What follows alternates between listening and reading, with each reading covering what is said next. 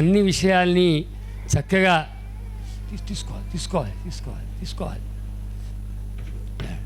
అయితే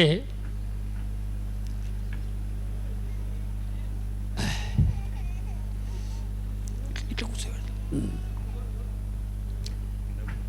కూర్చోాడు శ్రీపాద సుబ్రహ్మణ్య శర్మ గారు, బ్రహ్మశ్రీ శ్రీపాద సుబ్రహ్మణ్య శర్మ. అడ్డమొద్దు కొడుక, అడ్డమొద్దు సైడ్లో. వారి గురించి మా మహేశ్వర శర్మ చెప్పారు. అయితే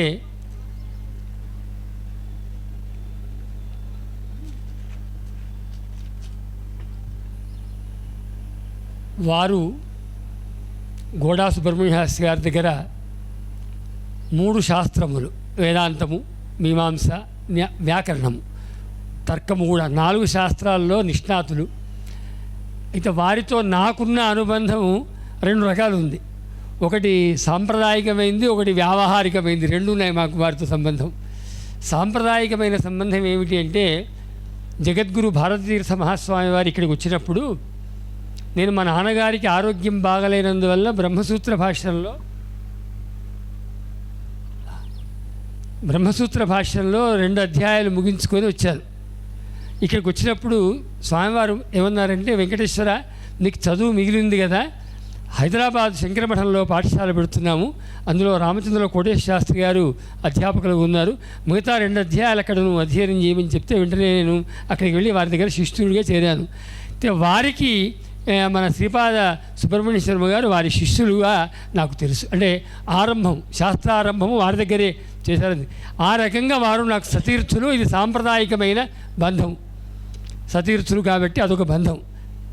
ఇక రెండవది వ్యావహారికం ఏమిటంటే, వారు తెలుగు విశ్వవిద్యాలయంలో ప్రొఫెసర్గా ఉండేవారు. నేనేమో అప్పటికే అధికారిని కాబట్టి 3 డిపార్ట్మెంట్లకు హెచ్ఓడిగా నేను ఉండేవాడిని. వారికి ఇష్టం లేకున్నా, విధి లేక ఈ ఆర్కియాలజీ డిపార్ట్మెంట్కు సంబంధించిన డైరెక్టరు పదవిని బలవంతంగా అప్పచెప్పారు పాపం. ఎందుకంటే వారికి అది సంబంధము లేదు, అడ్మినిస్ట్రేషన్ కాదు, ఏమీ కాదు. కానీ ఏం చేస్తాము, ఉద్యోగరీత్యా తప్పలే. ఆ రకంగా అప్పుడు మేము వ్యావహారికంగా సెక్రటరియట్లో నేను వచ్చేవాడిని, పాపం వస్తే అక్కడ వెళ్తాను. మొత్తానికి ఏమిటంటే, బంధం అనేది 2 రకాలుగా వారితో ఉంది. వారు ఎంత గొప్ప విద్వాంసులంటే, ఇవాళ మన తెలంగాణ రాష్ట్రం లేదా ఉభయ రాష్ట్రాల్లో నుంచి శృంగేరి పీఠంలో ప్రతి సంవత్సరము గణపతి వాక్యార్థ మహాసభలు జరుగుతాయి.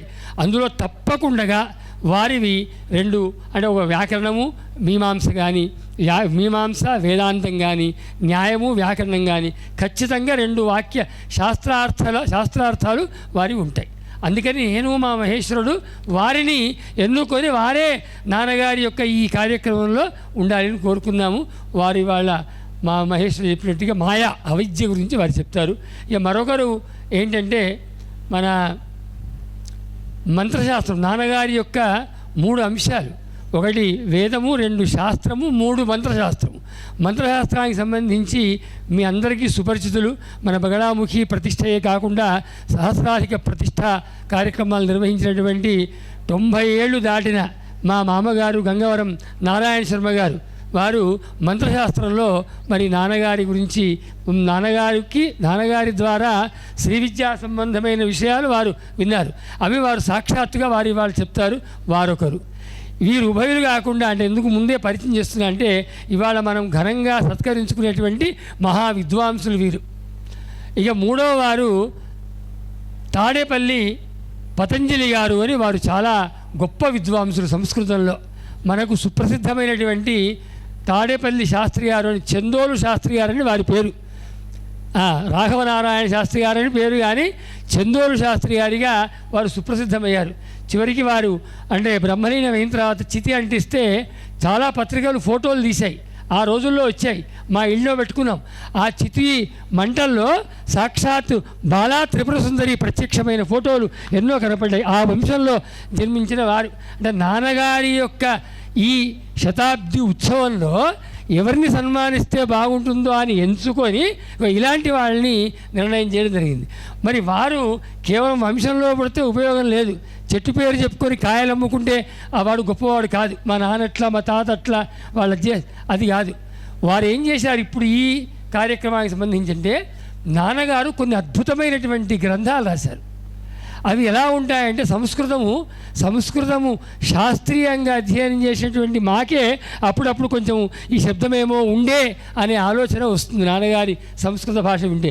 ఆ సంస్కృత భాష వినే జగద్గురువులు కరపాత్ర స్వామి వారు ఈయనను తమ విశ్వనాథ శాస్త్రిగా ప్రేమగా చెప్పుకున్నారు ఆ భాష వినే. అటువంటి జటిలమైన భాషకు సంబంధించిన అనేక గ్రంథాలని తెలుగులో వారు అనువాదం చేశారు తాడేపల్లి పతంజలి గారు. ఇప్పుడు అవన్నీ కూడా ఏవైతే ఇప్పుడు జగద్గురువులు వచ్చి నాన్నగారి విశేష సంచికను ఆవిష్కరిస్తారో ఆ విశేష సంచికలో ఇంచుమించు 80-90 పేజీల తెలుగు అనువాద గ్రంథాన్ని వారు రాయడం అనేది అద్భుతమైనటువంటి విషయం. వారికి మనందరం ఈ ముగ్గురి యొక్క కార్యక్రమాలు ఇవాళ వారికి సత్కరిస్తున్నాం. అంటే మన ఊరు ఎంత పుణ్యం. అందుకే రాత్రి అన్నాను, ఇది ఎన్నో పండుగలు అవి లోకం పండుగలు, మనం చేస్తున్న ఈ పండుగ మన ఊరి పండుగ అని అందుకే రాత్రి చెప్పా. మన ఊరి పండుగ చేస్తున్న ఈ ఊరి పండుగలో ఈ ముగ్గురు మహాపురుషుల్ని సత్కారం చేసుకుంటున్నాం. ఇప్పుడు అందులో మొట్టమొదటి వారు శ్రీపాద సుబ్రహ్మణ్య శర్మ గారిని అధ్యాస భాష్యం గురించి తెలుగులో ఒక 20 నుంచి 25 నిమిషాల వరకు చెప్పవలసిందిగా ప్రార్థిస్తున్నాను. సమయము చెప్పినందుకు అన్యథా అంటే ఎంత సమయంలోనైనా చెప్పే సామర్థ్యం ఉన్నవారు కాబట్టి ఆ కోణం మాత్రం అయింది.